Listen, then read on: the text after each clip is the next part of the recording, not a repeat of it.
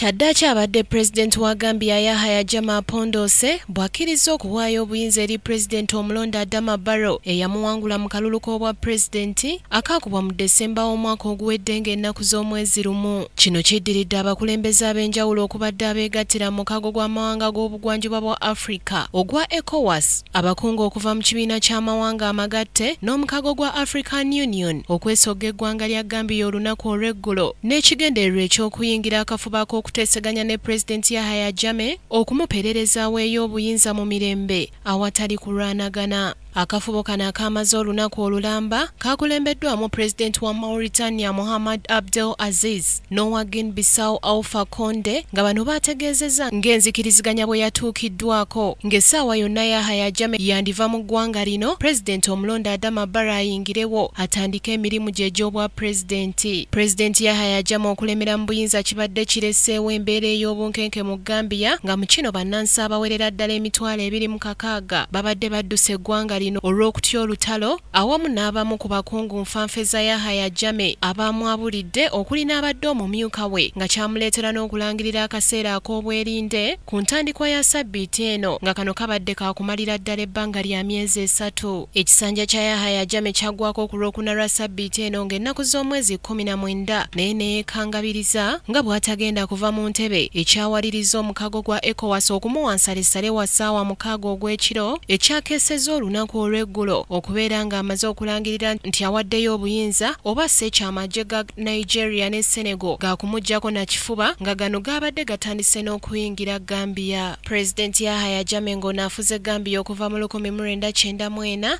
gy'emyaka 22 yategeezezza mu kafubo kano nti kaweeyo obuyinza ku lw'obulungi bwa Gambia n'obulamu bw'abantu. Ono yawangulwa mu kalulu k'obwa Pulezidenti akaakubwa omwaka oguwedde era n'akkiriza nti awanguddwa bwe yakubira Pulezidenti Adama Barrow essimu ng'amuyozaayoza olw'okutuuka ku buwanguzi. Kyokka oluvannyuma ne yeekyusiza mu kiti ng'embazzi. Yafuna obululu emitwalo 21,299 nga bye bitundu 36 n'obutundu 7 ku buli 100 ng'ate ye Pulezidenti Adama Barrow amuddira mu bigere yawangula n'obululu emitwalo 26,315 nga bye bitundu 45 n'obutundu 5 ku buli 100 ng'ono yamaze dda n'okulayizibwa ku bwa Pulezidenti ku kitebe kya Gambia ekikulu mu ggwanga erya Senegal ku lunaku olwokuna lwa ssabbiiti eno era ng'alindiridde kutandika mirimu gye mu butongole.